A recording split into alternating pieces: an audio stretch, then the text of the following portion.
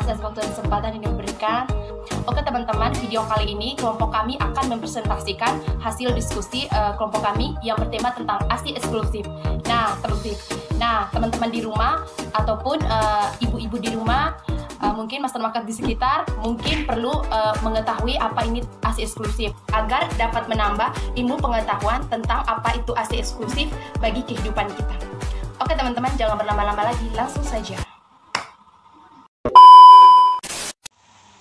Baik, saya akan menjelaskan tentang ASI eksklusif. ASI eksklusif menurut Dewi Sunar Prasetyo 2009 merupakan makanan pertama, utama, dan terbaik bagi bayi yang bersifat alamiah. ASI eksklusif menurut WHO sendiri adalah pemberian ASI saja tanpa tambahan cairan lain, baik susu formula, air putih, air jeruk, ataupun makanan tambahan lain yang diberikan saat bayi baru lahir sampai bayi berumur 6 bulan. Jadi kesimpulan di sini, pengertian dari ASI eksklusif adalah suatu jenis makanan yang mencukupi seluruh unsur kebutuhan bayi, baik fisik, psikologi, sosial, maupun spiritual. ASI mengandung nutrisi, hormon, unsur kekebalan, pertumbuhan, anti alergi, serta anti-inflamasi. Nutrisi dalam ASI mencakup hampir 200 unsur zat makanan menurut Hubertin 2004. Pengelompokan ASI eksklusif. ASI dikelompokkan menjadi 3, yaitu sebagai berikut. Yang pertama, ASI stadium 1 adalah kolostrum. Kolostrum adalah cairan yang pertama yang disekresi oleh kelenjar payudara dari hari ke-1 sampai hari ke-4. Selanjutnya, ASI stadium 2 adalah ASI peralihan yang keluar setelah kolostrum sampai sebelum menjadi ASI yang matang. ASI ini diproduksi dari hari ke-4 sampai hari ke-10. Selanjutnya, ASI stadium 3 adalah ASI matur, ASI yang disekresi dari hari ke-10 sampai seterusnya. Terima kasih. Di sini saya akan melanjutkan pembahasan tentang manfaat ASI eksklusif. Di sini manfaat ASI eksklusif dibagi menjadi 4 bagian. Yang pertama, manfaatnya untuk bayinya sendiri. Yang berikut manfaat untuk ibunya, dan di sini ada tambahan 2 lagi di sini, di mana ada manfaat untuk keluarga dan manfaat untuk pemerintah. Berdasarkan sumber yang kami dapatkan ada 4 manfaat. Di sini yang pertama, manfaat untuk bayi sendiri. Ketika bayi berusia 0 sampai 6 bulan, ASI bertindak sebagai makanan utama bayi. Berarti di sini ketika bayi baru berumur 0 sampai 6 bulan, di situ bayi hanya boleh diberikan ASI eksklusif tanpa makanan tambahan lainnya seperti bubur, seperti sayuran, atau yang biasa disebut dengan MPASI. Dan bayi pada usia 0 sampai 6 bulan hanya boleh diberikan ASI eksklusif saja. Yang berikut dengan bayinya. Yang berikut manfaatnya bagi ibunya sendiri. Di sini ASI dapat membantu ibu untuk mendekatkan atau semakin mendekatkan hubungan ibu dengan bayinya, sehingga ibu dapat merasakan kasih sayang kepada seorang anak atau kepada bayinya sendiri. Di sini manfaat untuk ibu dapat membuat rahim menciut, mempercepat kondisi ibu untuk kembali ke masa prakehamilan, seperti dapat membantu ibu untuk kembali seperti masa sebelum hamil, serta mengurangi risiko perdarahan. Lemak yang tertimbun di sekitar panggul dan paha pada masa kehamilan akan berpindah ke dalam ASI, sehingga ibu lebih cepat langsing kembali.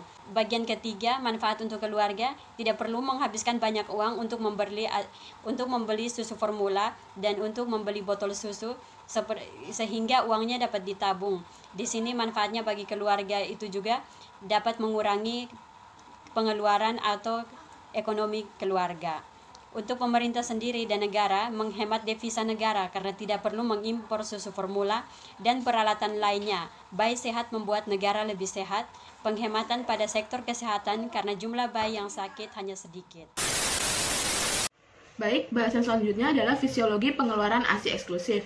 Jadi, tepatnya pada saat setelah persalinan, pada saat plasenta terlepas, di situ produksi hormon estrogen dan progesteron akan turun drastis. Sedangkan prolaktin akan tetap tinggi. Nah, di situ terjadi sekresi ASI. Saat bayi mulai menyusu, rangsangan isapan bayi pada puting susu menyebabkan prolaktin dikeluarkan dari hipofise sehingga sekresi ASI semakin lancar. kita akan menjelaskan cara pemberian ASI yang benar. Yang pertama yaitu cuci tangan yang bersih dengan sabun. Dan yang kedua, perah sedikit ASI dan oleskan di sekitar puting. Yang ketiga, duduk dan berbaring dengan santai. Yang keempat, bayi diletakkan menghadap ke ibu dengan posisi sanggah seluruh tubuh bayi. Jangan hanya leher dan bahunya saja. Kepala dan tubuh bayi lurus, hadapkan bayi ke dada ibu sehingga hidung bayi berhadapan dengan puting susu. Yang kelima, dekatkan badan bayi ke badan ibu, menyentuh bibir bayi ke puting susunya dan menunggu sampai mulut bayi terbuka lebar. Dan yang keenam, segera dekatkan bayi ke payudara sedemikian rupa sehingga bibir bawah bayi terletak di bawah puting susu. Oke teman-teman, itulah 6 cara pemberian ASI yang benar. Baik, terima kasih. Di sini saya akan menjelaskan tentang faktor-faktor yang mempengaruhi ketidaktersediaan ASI eksklusif. Dibagi menjadi 2, yaitu internal dan eksternal. Internal terbagi menjadi 5 dan eksternal dibagi menjadi 4 bagian. Internal yang pertama itu ketersediaan ASI. Ketersediaan ASI itu tidak melakukan inisiasi menyusui dini. Terus yang kedua itu pekerja atau aktivitas. Pekerja mendapatkan penghasilan memenuhi kebutuhan hidupnya. Terus yang ketiga itu pengetahuan. Pengetahuan merupakan hasil dari tahu dan ini terjadi setelah seorang melakukan penginderaan terhadap suatu objek tertentu. Terus yang keempat, kelainan pada payudara. Payudara sering terjadi penuh, tegang, dan nyeri kondisi. Ini terjadi akibat adanya bendungan pada pembuluh darah di payudara sebagai tanda ASI mulai banyak diproduksi. Terus yang kelima itu kondisi kesehatan ibu. Kondisi kesehatan ibu juga dapat mempengaruhi pemberian ASI secara eksklusif. Bagian eksternalnya itu dibagi menjadi 4. Yang pertama, faktor petugas kesehatan. Faktor petugas kesehatan suatu program multi-ventan yang melibatkan bagian yang terkait. Terus yang kedua itu kondisi kesehatan bayi. Kondisi kesehatan bayi juga dapat mempengaruhi pemberian ASI secara eksklusif. Terus yang ketiga itu pengganti ASI atau susu formula. Makanan paling baik, aman, dan studi sedikit bahwa pangan yang memenuhi kriteria pangan berkelanjutan. Terus yang keempat itu keyakinan. Kebiasaan memberi air putih dan cairan lain seperti teh, air manis, dan jus kepada bayi menyusui. Terima kasih. Sekarang saya akan menjelaskan berkaitan dengan keunggulan ASI daripada susu formula. ASI menyediakan zat gizi dengan komposisi, jumlah, daya cerna, dan daya serap yang lebih baik bagi bayi daripada susu formula atau biasa dikenal dengan susu sapi.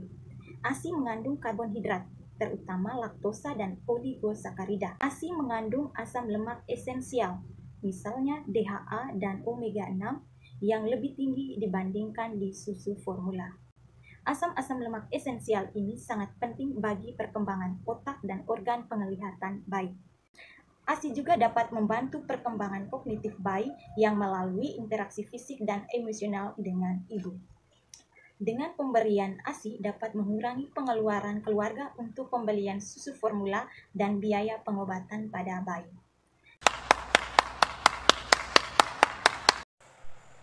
Baik, saya akan menjelaskan tentang komposisi ASI. Yang pertama, air. ASI mengandung air sebanyak 87,5%. Oleh karena itu, pada periode ASI eksklusif, bayi tidak perlu diberi tambahan minum kecuali dalam kondisi medis tertentu, misalnya minum obat. Yang kedua, protein. Protein di dalam ASI terdiri dari kasein dan whey. Kasein adalah protein yang susah dicerna, dan whey adalah protein yang mudah dicerna. Kandungan ASI lebih banyak terdapat whey dibandingkan dengan kasein. Yang ketiga, karbohidrat. Ada 2 jenis karbohidrat yang terdapat di dalam ASI, yaitu laktosa dan oligosakarida. Manfaat laktosa di dalam ASI bisa meningkatkan penyerapan kalsium. Sedangkan oligosakarida memiliki manfaat bagi kesehatan bayi, yaitu dapat mencegah infeksi. Yang keempat, lemak. Lemak ASI mengandung 200 jenis asam lemak. Contohnya adalah omega 3 dan omega 6 yang berperan dalam kebutuhan nutrisi otak. Yang kelima, vitamin. ASI memiliki berbagai kandungan vitamin, baik yang larut dalam air maupun vitamin yang larut di dalam lemak. Yang keenam, mineral. Beberapa mineral ASI diantaranya adalah kalsium, zat besi, fosfor, magnesium, potasium, sodium, tembaga klorin, dan sulfur. Mineral yang ada dalam ASI lebih rendah sehingga lebih aman bagi ginjal bayi. Ketujuh, enzim. ASI mengandung 20 enzim aktif. Beberapa contoh enzim yang ada dalam ASI yaitu amilase, protase, lipase, dan lisosim. Manfaat enzim lisosim bisa mencegah infeksi mikroba. Manfaat enzim amilase yaitu untuk mencerna karbohidrat. Manfaat enzim protase untuk mencerna protein, dan manfaat enzim lipase untuk mencerna lemak.